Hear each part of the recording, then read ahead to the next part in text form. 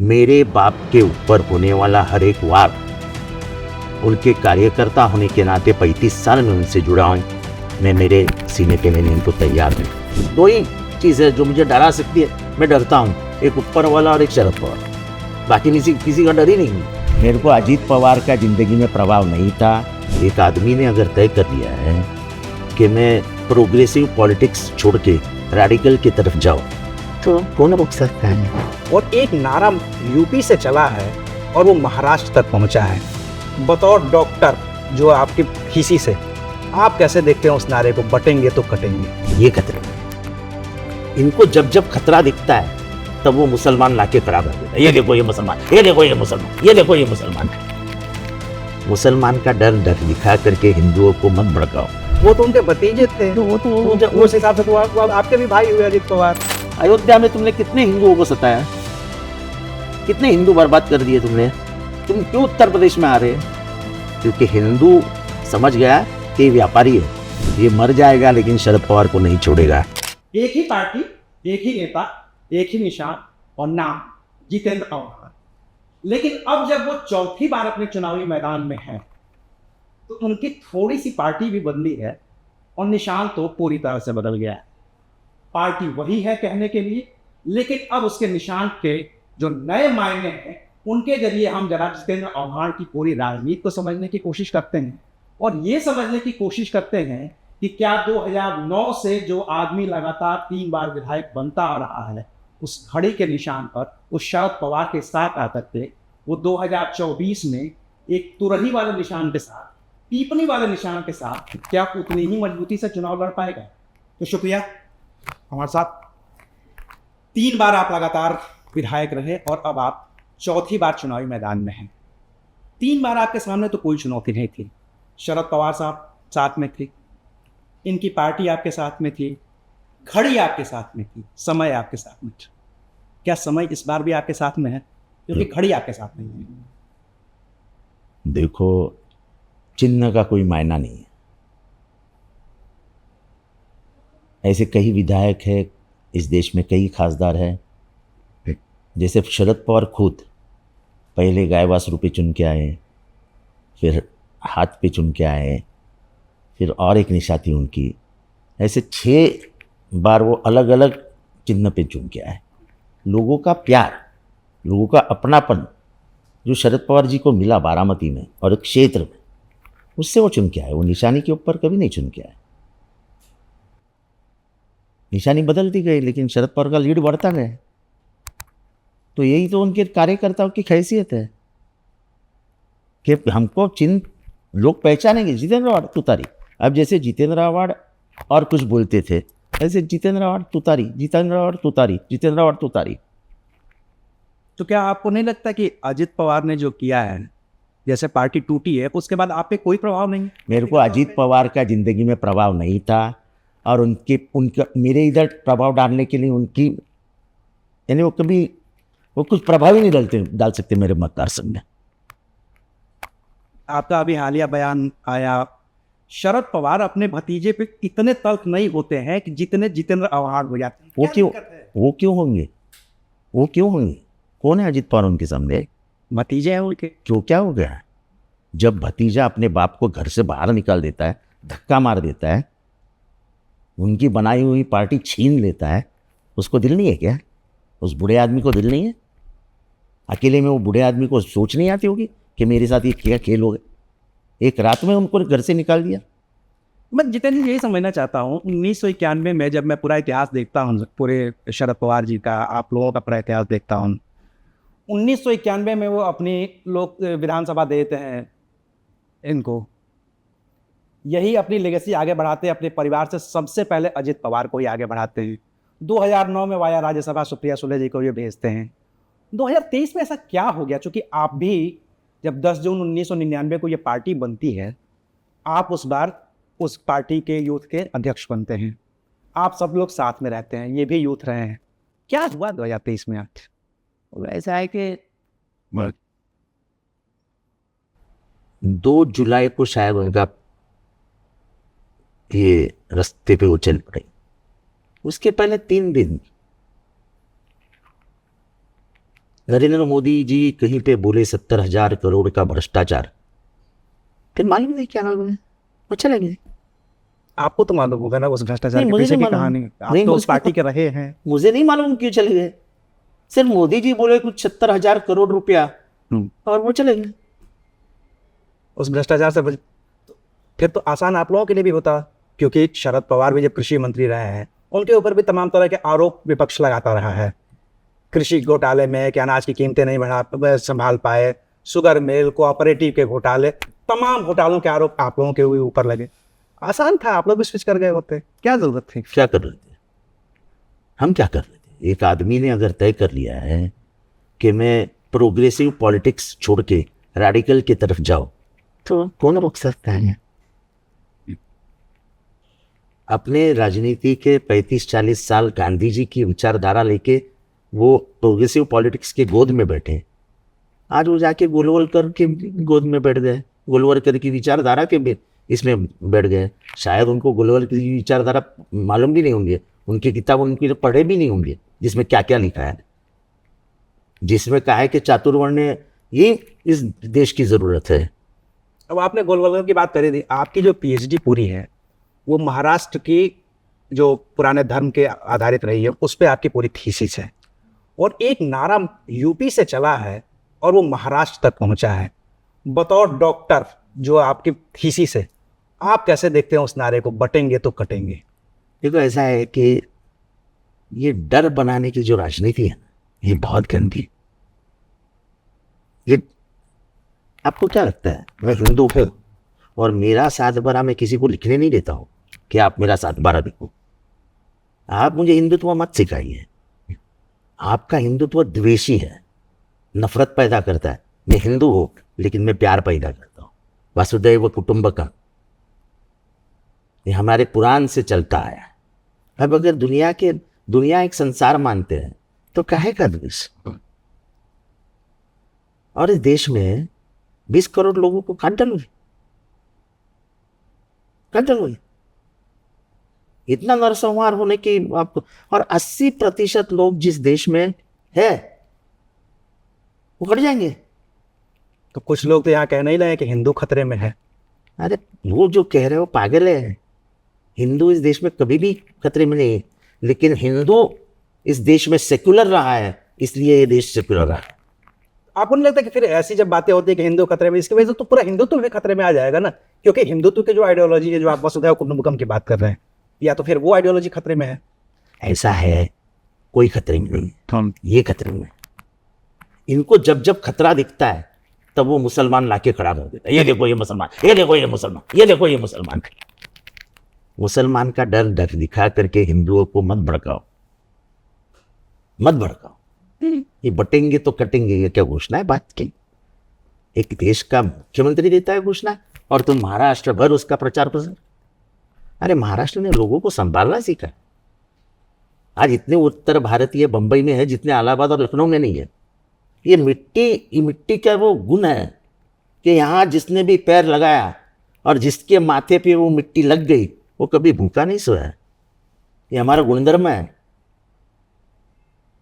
कभी तुम्हारे अभी बगल बच्चे जो पार्टियां बनी है वो कभी उत्तर भारतीयों को मारती थी।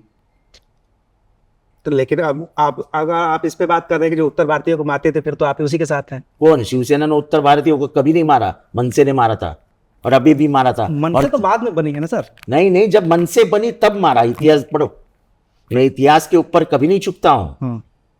जब वसई में एक उत्तर भारतीय को मारा था और टीवी में मेरा डिबेट हुआ था, तब उन्होंने कहा हमारा धंधा खींच लिया उत्तर भारतीयों ने। चलो तुम्हारा धंधा कैसा खींचा? तुम्हारी रिक्शा है, तुम चलाने देते हो।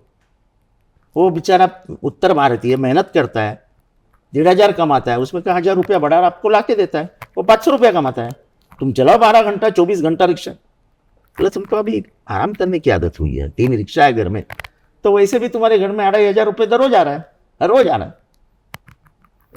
ऐसा नहीं है, मुंबई का धर्म ऐसा नहीं है। जितेंद्र जी, चूंकि हम लोग जब देख रहे हैं, दिल्ली से बैठ करके देखते हैं हम लोग पूरी चीज़ें, 2019 में हमने देखा कि 4 पार्टियां लड़ी, 2024 में देख रहे हैं कि 6 पार्टियां हो गई हैं। और एनसीपी के टूटने का जो सबसे ज़्यादा फायदा है वो आपके विरोधी बताते हैं कि जितेंद्र आव्हाड उठा पा रहे हैं।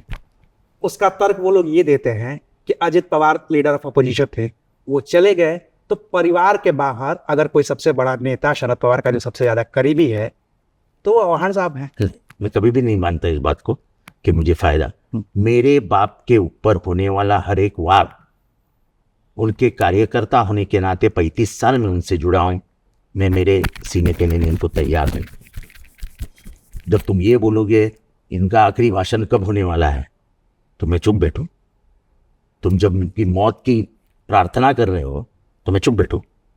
अरे मेरा बात है, आप 35 साल एक घर में रहोगे, नौकर भी बन के रहो, तो आप मालिक से प्यार करने लगते हो।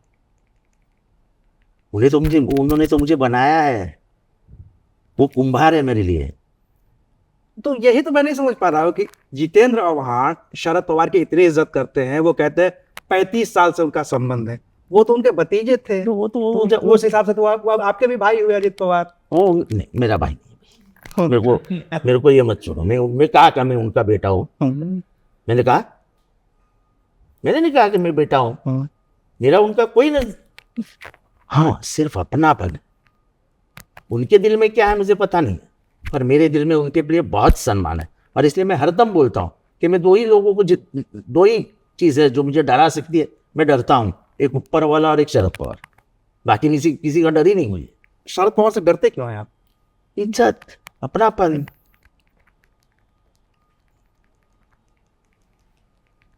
आप जिंदगी में 35 साल में वो कभी मुझे चिल्लाए नहीं आज तक। तो ऐसा ना हो क्योंकि वो चिल्ला दे उस दिन मैं घर से बाहर नहीं निकलूंगा, मैं ऐसा मौका ही नहीं देता हूं। पार्टी के लिए जो करना है मैं करूंगा, उसके चाहे उसके लिए कोई भी कीमत मुझे भी गिननी पड़ेगी। मैं जब आपकी वेबसाइट देख रहा था, आपकी जो अपनी व्यक्तिगत वेबसाइट है वर्ल्ड पे, उसके जो शुरुआती कोट है वो मैं पढ़ के सुनाना चाहता हूँ कि आहिस्ता चल जिंदगी, अभी कई कर्ज चुकाना बाकी है, कुछ दर्द मिटाना बाकी है, कुछ फर्ज निभाना बाकी है। 2 बार के MLC, 3 बार के विधायक, क्या बाकी रहा है अभी? कौन सा दर्द है जिसको मिटाना है? जिंदगी में मुझे अगर कुछ बाकी रहने का गम रहता तो मैं आज अजीत पवार के साथ रहता। मुझे किसी बात का गम नहीं, मुझे किसी बात का गम नहीं है। अगर मैं चाहता तो बीजेपी में अपने भी वसीले हैं, अपने भी दोस्तियार हैं, मैं चला जाता। पर जिस विचारधारा की मैं राजनीति कर रहा हूँ उससे मैं कभी भी मुड़ नहीं सकता। मैं गांधी का, अंबेडकर का भक्त, अभी के भक्त नहीं, भक्त हूँ उनके विचारों का। मैं ये देश गांधी का है, ये देश बुद्ध का है, मैं उसे नथुराम के हाथ में नहीं आने दूंगा जहां तक मेरी ताकत। महाराष्ट्र तो शिवाजी की भी धरती है, शौर्य की धरती है। मैं भारत बोला, भारत। हाँ। ये तो शिव शाहू फुले अंबेडकर की धरती है, जहां से विचार पैदा हुए हैं, जहां से पहली बार दलितों के अधिकार के बारे में बात हुई, जहां पे पहली बार महिला शिक्षण की बात हुई, जहां पे पहली बार मुसलमान हो, जैन हो, मराठा हो, दलित हो, सबके लिए कोल्हापुर में हॉस्टल बनाए। शाहू महाराज, समता का पहली बार भारत में सम्मान किसने किया? शाहू महाराज। ये सब जो आपकी पूरी राजनीति है जिसकी आप बात कर रहे हैं, गांधी की, बुद्ध की, ये कब शुरू हुआ आपके जेहन पे? आप तो इंजीनियरिंग के स्टूडेंट रहे हैं, असिस्टेंट लेबर कमिश्नर रहे आप। ऐसा है कि विचारधारा बहुत बचपन से आती है। मैं कॉन्वेंट स्कूल में पढ़ा। मेरे फादर, वो जो प्रिंसिपल रहते उनको फादर बोलते हैं कॉन्वेंट स्कूल। मेरे फादर को बजरंग दल के लोगों ने आके पीटा था। तब मैंने कहा था, क्या तुम्हारा ये धर्म ऐसी पिटाई सिखाता है कि आपको? मैं भी उसी धर्म का हूँ। मेरा तुम उस बाजू हो, मैं इस बाजू हूँ। तुम फादर को नहीं मार सकते मेरे। बचपन से मेरे दोस्त यार, ये भारत भाईचारे के लिए पहचाना जाएगा, ये गंगा जमनी की तहजीब के लिए पहचाना जाएगा, ना कि नफरत के लिए। आप बुलडोजर चढ़ा रहे हो घरों के ऊपर, बर्बाद कर रहे हो लोगों को। आप उनको आइडेंटिफाई कर रहे हो, कल्याण में ट्रेन में पकड़ के मार रहे हो। ये सब हुआ एक बात। अयोध्या में तुमने कितने हिंदुओं को सताया, कितने हिंदू बर्बाद कर दिए तुमने। तुम क्यों उत्तर प्रदेश में आ रहे हैं? क्योंकि हिंदू समझ गया कि व्यापारी है, 200-200 साल पुराने मकान आप एक दिन में साफ कर देते हो? ये भी नहीं सोचते जाएंगे कहाँ? लेकिन वो तो कहते हैं कि हमने मंदिर बहुत भव्य बनाया है। मंदिर भव्य बनाया है? अच्छा, बहुत भव्य है यार। पहले ही साल में लीकेज होके खुद हमारे राम भगवान नहा रहे थे। नहीं, उन्होंने तो कहा कि भाई गुम्बद नहीं बना है, इसकी वजह से वो अच्छा टपक अच्छा रहा अच्छा है। अच्छा अच्छा, तो उद्घाटन क्यों किया है? कोई भी मंदिर का कलश नहीं बनता है। मैं हिंदू हूँ, बहुत सारी बातें जानता हूँ। मैं इसी ने कह रहा हूँ क्योंकि आपकी तो पूरी पीएचडी है उस धर्म पे। मैं हिंदू हूँ, जब तक कलश नहीं बनता है तब तक मंदिर पूरा नहीं होता। तो उद्घाटन क्यों किया? कुछ शंकराचार्यों ने भी इसका विरोध किया था। मैं उनकी बात ही नहीं कर रहा। मैं तो एक सामान्य हिंदू करके पूछ रहा हूँ। जब तक कलश मंदिर पर नहीं बैठता है तब तक आप मंदिर कैसे उसका उद्घाटन कर सकते हो? मैं एक मंदिर बना रहा हूँ यहाँ पे, अगर आपको वक्त हो तो जाके देख लीजिए। पूरे पत्थर का बना रहा हूँ, मेरी देवी माँ का बना रहा हूँ, प्लान पास करके बना रहा हूँ, काले पत्थर का। मैं तमिलनाडु से पत्थर ला रहा हूँ। यानी हमारे सब दोस्त यार। चुनाव से पहले उद्घाटन कर रहे थे आप भी? नहीं, इसलिए तो मैंने रोक दिया। मुझे धर्म के नाम पे कुछ भी नहीं चाहिए, और मेरे को किसी को प्रूफ देने की जरूरत नहीं कि मैं हिंदू हूं। मैं तो हजारों के मजमे में जाके बोलता हूं मैं हिंदू हूं। क्या हिंदू होने का सिर्फ गर्व उनको है? लेकिन अगर आप जिस तरीके से ताल ठोक के कह रहे हैं कि आप हिंदू हैं, नजीब मुल्ला इसका फायदा नहीं उठा लेंगे? अरे बिंदास उठाने दो यार। मुमरा वाले भी जानते हैं कि ये बोलता है मैं हिंदू हूं। खड़ा खड़ा कब होता है? आइडियोलॉजी के लिए खड़ा होना यही जरूरतमंद बात है इस देश में। बोलना इस वक्त जरूरतमंद बात है। दलितों पे अन्याय हो रहा है, आप चुप बैठोगे क्या? मैं दलित नहीं हूं, पर सबसे ज्यादा आवाज जब उठती है महाराष्ट्र में दलितों के लिए, वो जितना आवाज है। जब से भाषण करना सीखा हूं तब से आखिरी मेरा शब्द होता है जय भीम। जय भीम ये कोई किसी जात पात का नारा नहीं है, कोई क्रांतिकारी नारा है। जिस आदमी ने हमको संविधान देके समान न्याय देने का अधिकार मिला, हमको न्याय भी नहीं मिलता था, हम पिछड़ों को। तो यह न्याय देने वाले कौन है? डॉक्टर बाबा साहेब अम्बेडकर। तो जय भीम बोल के मेरा कोई नुकसान नहीं होने वाला है। मेरे दिल को तसल्ली मिलती है कि जिस आदमी ने मुझे इंसान बनाया, नहीं तो जानवर थे हम, जानवर से भी बदतर थे। लेकिन अब आप जब बाबा साहब की बात करते हैं तो फिर आपकी जो सहयोगी पार्टियां हैं, कांग्रेस, बीजेपी आरोप लगाते हैं कि संविधान बदल छीन लेंगे, आरक्षण खत्म कर देंगे, तमाम ऐसे आरोप आप लोगों के ऊपर लगते हैं।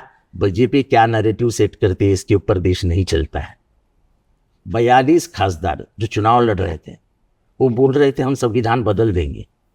आसाम में खुद जाके अमित शाह ने कहा था कि हम शरीयत निकाल देंगे। इसका मतलब संविधान बदल देंगे, क्योंकि बाबा साहब अंबेडकर में फंडामेंटल राइट्स में राइट टू रिलीजन का है, धर्म का स्वातंत्र्य। तो धर्म का स्वातंत्र्य मतलब क्या है कि तुम तुम्हारे धर्म के कानून जो है वो मान सकते हो। अब तुम जब शरीयत की बात करते हो तो इसका सीधा मतलब है तुम कॉन्स्टिट्यूशन बदलना चाहते थे। और 400 पार का नारा क्यों दिया? 400 पार का नारा इसीलिए दिया कि तुम 400 दे दो, दूसरे दिन संविधान खत्म कर देंगे। ये तो उनके कुछ लोगों ने कहा भी था और वो हार भी गए, जितने लोगों ने ये सब कहा। मुझे उसकी बात नहीं करनी है। देश की जनता बहुत समझदार है। 400 का नारा देने वाले 300 के भी नीचे आ गए। ये तो चंद्रबाबू नायडू और नीतीश कुमार ने बचा लिया, वरना गए थे। आप ये भी कह रहे हैं कि ये महाराष्ट्र चुनाव आप लोग जीत गए तो नीतीश कुमार भी, आप लोग संपर्क में है क्या आप लोग नीतीश कुमार और चंद्रबाबू नायडू के? मैं इतना बड़ा नहीं हूं यार, मैं अपना छोटा। आपने कहा था ना कि वो लोग बहुत समर्थन वापस ले लेंगे। मेरा जो पॉलिटिकल सोच है वो मैं बता रहा हूँ। मैं नीतीश कुमार से बात कर सकता हूँ, मेरी औकात है। क्यों कर सकते हैं भाई, आप भी बड़े नेता हैं एनसीपी। मैं कहाँ बड़ा नेता हूँ? आप मुझे बड़ा नेता कह रहे हैं। मैं अपने आप को कार्यकर्ता समझता हूँ। मैं नेता भी था नहीं है। मेरे कार्यकर्ताओं से पूछिए कि मैं नेता करके पेश आता हूँ क्या। नजीब मुल्ला को कैसे देखते हैं आप? आपने, चूंकि ये कहा जा रहा है कि नजीब मुल्ला को सीधा सीधा समर्थन अजित पवार का है और अजित पवार चाहते हैं कि किसी भी कीमत पर जितेंद्र आव्हाड को चौथी बार विधायक न बनने दिया जाए। कीमत आपने बोला ना, कीमत, बस और कुछ नहीं। कीमत का अर्थ क्या रहता है? बस किस चीज की कीमत करते हो? जिसको खरीदना चाहते हो ना। नहीं, एक स्लैंग भी होता है ना कई बार। नहीं, कीमत ही लगाई है ना उन्होंने। मतलब साम दाम दंड भेद कुछ भी करके भाई जितेंद्र, और पॉलिटिक्स में इतना चलता है। साम दाम दंड भेद, मैं साम में कम साम में नहीं कम गिर, दाम में कम कर सकता हूँ, क्योंकि मैं 70,000 करोड़ का आदमी नहीं हूँ। और बाकी तो लेकिन जितेंद्र जी, समस्या ये है कि जैसे ही आप 70,000 करोड़ वाली बात करते हैं ना, आप खुद भी तो उसमें फंस जाते हैं। कैसे, मैं कैसा फंस जाता हूँ? भाई, मैं क्या रुपया लिया पूरी उनके घर से? पार्टी एनसीपी तो फंसेगी ना फिर। कैसे फंसेगी? ये 70,000 करोड़ अरे घोटाला वो थोड़ी जब हमारे आया था तो ऊपर सब लोग आरोप एक है, साथ थे। वो थोड़ी हमारे ऊपर आरोप थे। हमारी पार्टी बदनाम हुई इसकी वजह से। शरद पवार जी को भुगतना पड़ा उसकी वजह से, राष्ट्रीय स्तर पे भुगतना पड़ा। हम लोग कभी बात नहीं करते, लेकिन ये जिस तरीके से पैसे फेंक रहे हैं, ये चुनावी माहौल नहीं है। ये तो कीमत लगाए गए हैं। इस आदमी की क्या कीमत है? 10,000 दे दो, इसकी 15,000 दे दो। अरे अंबेडकर साहब कहते थे कि आप वोट खरीदो मत, अपने आप को बेचो मत। आप यहाँ तो खरीदार हो गए यार। आपकी कीमत किसी ने लगाई कि नहीं जब ये सब चल रहा था? मेरे जिंदगी में सबको मालूम है ये खरीदा नहीं जा सकता। ये मर जाएगा लेकिन शरद पवार को नहीं छोड़ेगा।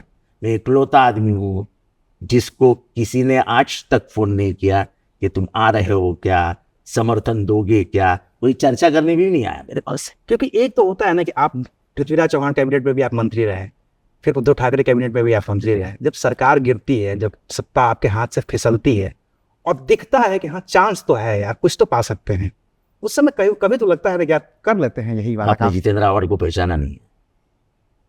मुझे सत्ता की कोई लालच नहीं, कोई लालच, पैसे की कोई लालच नहीं। क्या करूंगा? एक बेटी है, एक घर है, जाते समय कहीं लेके जाने वाला। लोग ये सपना क्यों देखते हैं मुझे मालूम नहीं। मुझे 500 करोड़ चाहिए, मुझे 1,000 करोड़ क्या चाहिए, क्या गादी बनाएंगे उसके, गद्दी पे सोओगे? आप स्विट्जरलैंड में मकान लो, कितनी बार जाओगे? अगर काम यहाँ आया तो हो सकता है 1-2 साल में कभी एक बार चला जाए। क्या काम खत्म होने के बाद स्विट्जरलैंड जाओ? अरे जिस मिट्टी से प्यार का रिश्ता है, जिस माँ का रिश्ता है, उस मिट्टी को छोड़ने का ख्याल में मेरे दिल को छुएगा तो मुझे रोना आएगा। इस मिट्टी से अलग मुझे सिर्फ मौत कर सकती है, पैसा नहीं कर सकता। अच्छा, मुंबई की राजनीति को कैसे देखते हैं आप, खासतौर से ये मनसे का जो पूरा सीन है? देखो, मनसे भाजपा का खिलौना है। मैं समझना चाहता हूँ, क्योंकि हम लोग दिल्ली के लोग हैं, मुझे वाकई महाराष्ट्र पहली बार आया हूँ। देखो ऐसा है कि मनसे ये पूरा खिलौना बन चुका है, लेकिन मनसे एकनाथ शिंदे के खिलाफ है, वो तो लगातार बोल ही रहे हैं। वो तो देवेंद्र फडणवीस बुलवा रहा है हमसे, क्योंकि देवेंद्र फडणवीस ने घोषित कर दिया मैं मुख्यमंत्री बनने जा रहा हूं।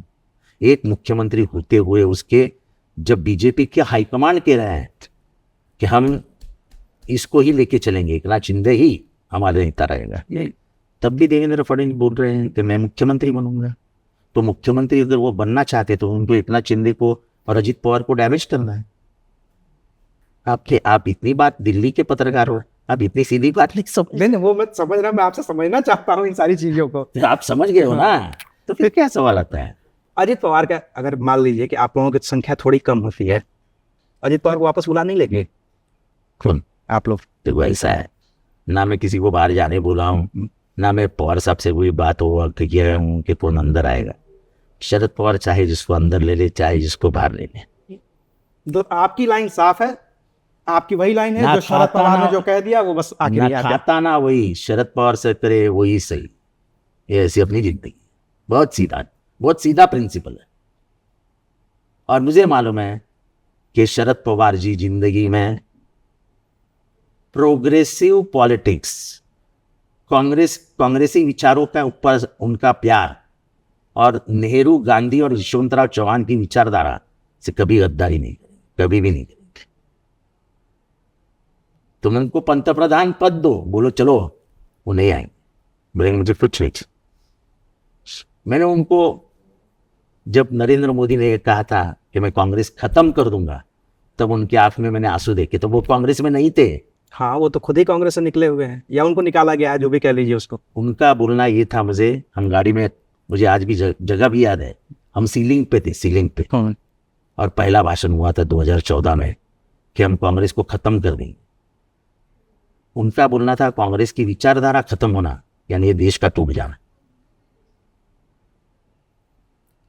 अगर शरद पवार जैसा नेता, इतने बड़े स्टेचर का नेता, ये बात कहता है कि कांग्रेस का खत्म होना है या कांग्रेस की विचारधारा का खत्म होना, मतलब देश का खत्म होना, देश है, देश देश बढ़ जाएगा। कांग्रेस नहीं है ना सर। दिक्कत ये है कि अभी 2024 ठीक की है। लोकसभा और विधानसभा में मुश्किल से जून से अक्टूबर की बात हो रही है, 4 महीने का वक्त गुजरा है।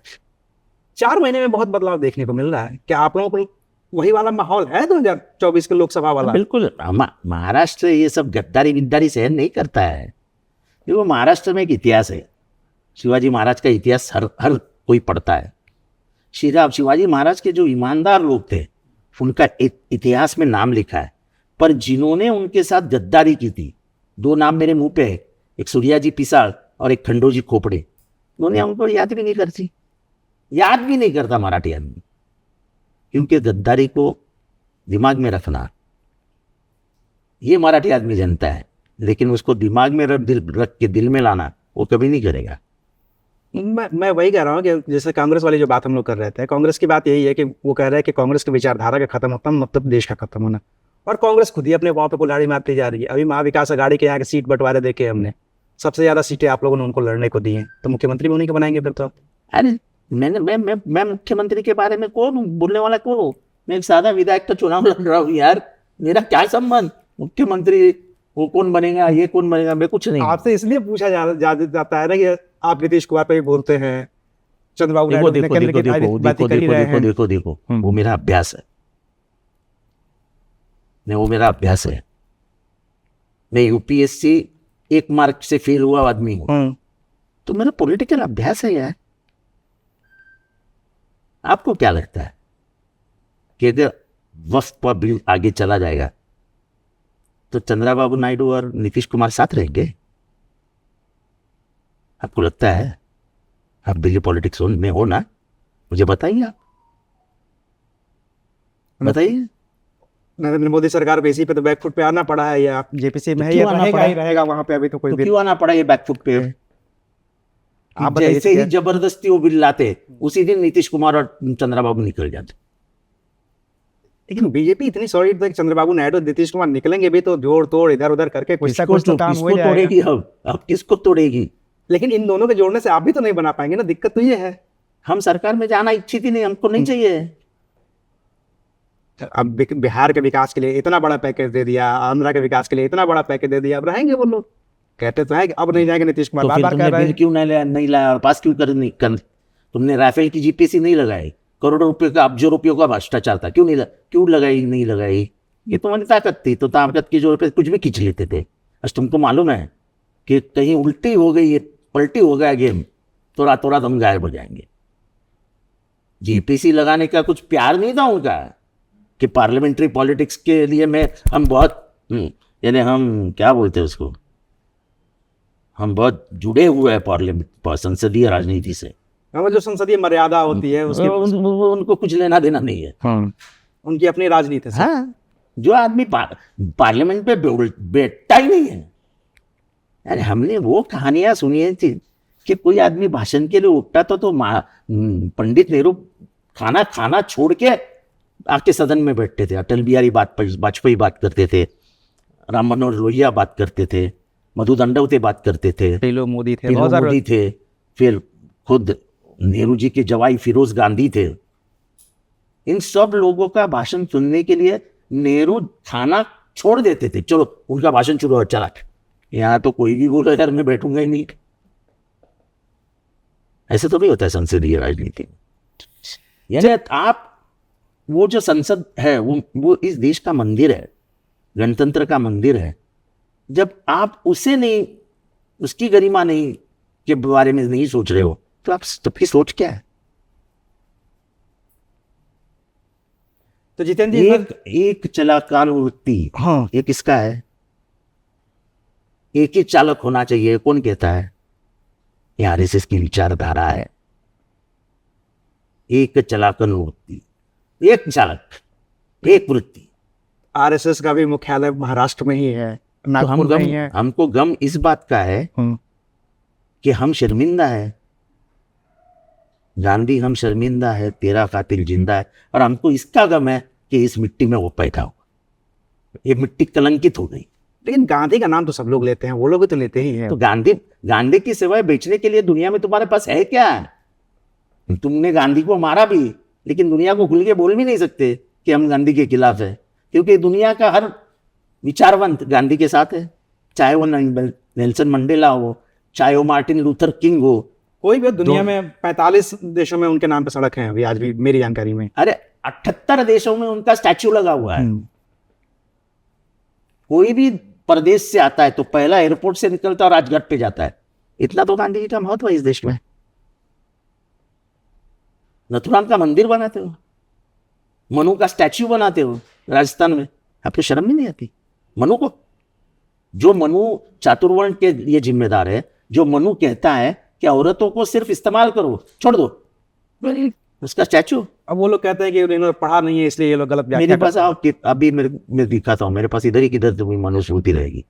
कहते हैं वो ओरिजिनल वाली नहीं है, वो ओरिजिनल में नहीं लिखा गया है, ओरिजिनल उसको तो कुछ नहीं है, ट्रांसलेट अब किया तुमको- गया, उसमें बदल दिया गया। तुमको बहुत कुछ। तुमको अब ओरिजिनल कुछ नहीं मिलेगा, क्योंकि आते ही 2 महीने में आर्काइव की जो बिल्डिंग थी हमारी, जहां पे सब दस्तावेज रखे गए थे, वो जल गई। अचानक एक दिन रात गई, जल गई। अब क्या कहाँ ढूंढोगे? अब ऐसे ऐसे करते करते सब जल जाएगा एक दिन, ये भारत भी जल जाएगा। सिविल वॉर के कगार पे खड़े होंगे हम। जिस तरह से हमारा आर्थिक स्थिति बनने जा रही है, अब कुछ लंबा नहीं है कि हम अफगानिस्तान, पाकिस्तान और श्रीलंका बन जाएंगे। ऐसा महाराष्ट्र की तिजोरी जो है, लेकिन भारत तो ऐसा नहीं है। भारत में तो हमेशा से ये कोशिशें होती रही हैं हमेशा। भारत में हमारा महाराष्ट्र, इस तिजोरी में रुपया नहीं है, हम पुलिस के पगार नहीं दे पा रहे। अगर यही हालत रही तो 1 तारीख को होने वाला सरकारी नौकरों का पगार भी नहीं दे पाएंगे। ये कभी नहीं हुआ था महाराष्ट्र में। आज शेड्यूल कास्ट की सब चीजें बंद है, स्कॉलरशिप्स बंद है, उनका प्रदेश जाना बंद है सीखने के लिए, उनका पैसा नहीं जाता है फीस के लिए प्रदेश, यहाँ के वसति गृह बंद है। शेड्यूल कास्ट की यह हालत है, शेड्यूल ट्राइब की हालत है, ओबीसी की यहाँ ये वही हालत है। और ऐसा कैसे होता है कि हर बजटरी कट में तुम सिर्फ पिछड़ों का बजट काट देते हो? क्यों पीडब्ल्यूडी का नहीं बजट काटते हो? पीडब्ल्यूडी का बजट नहीं भी कट रहा है, फिर भी दिल्ली की तुलना में मुंबई की सड़कें तो खराब हैं, ये आप मानेंगे? मानेंगे, क्यों नहीं मानेंगे? उसमें क्या है? क्यों, ऐसा क्या हुआ है? ऐसा है कि आपको एक बात समझाता हूँ, बंबई कोई समझता नहीं है। बंबई आइलैंड है, बंबई भराव डाल के बनाया गया है। ये सब पानी था, ये 7 आइलैंड थे, कितना भराव डाला होगा इसका विचार भी मत करो। और बंबई का डेमोग्राफिकल शेप ऐसा है, माटुंगा जो है वो ऐसा आता है, ऐसा। इसके लिए मुंबई अपने को जाननी होगी। कामाठीपुरा जानते हो आप? कामाठीपुरा सुना है ना? बस क्या है वो कामाठीपुरा? आप बताइए, आप चूंकि बेहतर बता सकते हैं। ये जब भराव डालना चालू था ना, तब अंग्रेजों को कोई मेहनत करने वाले आदमी चाहिए थे, तो उन्होंने आंध्र प्रदेश में जाके सोच विचार करके ये कामाठियों को बंबई में लाया और उनको प्लॉट्स अलॉट किए। फिर उन्होंने वहाँ भराव करके अपने घर बनाए, वो है कामाठीपुरा। वो कामाठियों ने मुंबई म्युनिसिपल कॉरपोरेशन बनाया, स्टेशन बनाया, वो नहीं बनाया, लेकिन कॉन्ट्रैक्टर के नीचे हाथ का काम करने वाले कामाठी ही थे। आज जाके देखो कामाठीपुरा में कितनी बड़ी बस्ती हो गई। मुंबई का इतिहास बहुत अलग है, बहुत अलग है। गम इस बात का है कि हम कभी समझ ही नहीं लेते। मुंबई के लोग ये भी शिकायत करते हैं कि यार हम पैसा तो बहुत ज़्यादा कमाते हैं, जीडीपी में बहुत ज़्यादा कंट्रीब्यूट भी करते हैं, हमें रिवर्ट नहीं मिलता है इसका। उतना पैसा मुंबई के डेवलपमेंट को नहीं देती है केंद्र सरकारें, जितना ये केंद्र सरकार को कंट्रीब्यूट करती है जीडीपी में और बाकी सारी चीज़ों में। जीडीपी आज कितने से गिरा है? आप बताइए। आप अरे सब मैं बताऊं तो आपको कोई जानकारी दिल्ली से आया ना हो यार। मेरी जानकारी की बात वो नहीं है, बात आपकी जानकारी की है, क्योंकि मैं आपसे पूछ रहा हूँ। आप बेहतर बताएंगे, आपके पास पॉलिटिकल कमेंट्स होंगे। देश के इतिहास में सबसे कम जीडीपी आज, सबसे कम जीडीपी। अरे तुम बात क्या करते थे मालूम है संसद में कि डॉलर का गिर जाना, रुपया के सामने नहीं, डॉलर के सामने जब रुपया गिर जाता है तो इस देश की गरिमा और इज्जत खत्म हो जाती है। अब क्या होगा उस गरिमा और इज्जत का, जब डॉलर के सामने सबसे ज्यादा रुपया रहा है। गिरा हुआ है 84 के तो आसपास। तुम्हारा वो सुनिए, भाषण सुनिए ना सबका। हाँ हाँ, सबने सुना है। ये भी तो हम याद रखते हैं। आपने ही भाषण कहा ना, बड़ी बड़ी आवाज से कहा था, अरे जब पर बैरल का भाव $130 था, तब हमारे मनमोहन सिंह 63 रुपए में पेट्रोल लेते बेचते थे। बराबर है। अब डॉलर का भाव 40 और 30 पे आया है, तो हम 90 में पेट्रोल बेच रहे हैं। कहाँ इकोनॉमिक्स, कौन बात करते हैं उसके ऊपर। लेकिन फिर वो वही कहते हैं, हालांकि मेरा काउंटर है उसके ऊपर, कि हम कांग्रेस ने जो ऑयल बॉन्ड लिए थे उसको चुका रहे हैं, उसका कर्जा चुका रहे हैं अभी तक हम। देखो ऐसा है, ये देश की जनता बड़ी भोली है, बड़ी भोली। तुमने यूक्रेन में क्या किया, तुमने रशिया में क्या किया, ये बेचारे जनता नहीं समझ पा रही। अरे ये जनता ये सोचती है, अरे मोदी जी महान है, उन्होंने 2 घंटे के लिए वॉर रुकवा दिया और वहां से सब स्टूडेंट्स बाहर निकल के आए। ये देश है हमारा। वो तो विज्ञापन पे इतने मीम बनवा दिए आप लोगों ने कि फिर फिर वो छोड़ो, मीम आप खूब मीम बनवे के बयान ही ऐसा करती हो ना। 2 घंटा कोई वॉर रुक सकता है। और हमारे मुख्यमंत्री कहते हैं स्टेज पे कि हमारे नेता कितने महान है, देखो कि उन्होंने यूक्रेन और रशिया का वॉर रुकवा दिया। इसके सिवा हम क्या कर सकते हैं। चलिए जितेंद्र जी, एक फाइनल कमेंट आप दे दीजिए बस मुझे, कितने से जीत की मार्जिन इस बार बढ़ रही है आपकी, क्योंकि आपके कार्यकर्ता यही कह रहे हैं कि लड़ाई तो है नहीं, बात सिर्फ मार्जिन की है। जितेंद्र जी बता देंगे कि मार्जिन मैं ऐसा कभी नहीं सोचता हूं। बिल्कुल लड़ाई है। कोई चुनाव शरद पवार जो कहते हैं हल्के में नहीं लेना चाहिए। मेहनत बरकरार रखो, जनता तुम्हारे कामों के ऊपर वोट देगी। और मेरा स्लोगन ही है, मेरी काम ही मेरी पहचान है। चलिए, तो ये थे जितेंद्र आव्हाड, शरद पवार की पार्टी के नेता, 3 बार के विधायक, जो 4थी बार भी चुनावी मैदान में हैं और जीत को लेकर के आश्वस्त हैं। शुक्रिया, आप देख रहे थे एबीपी लाइव।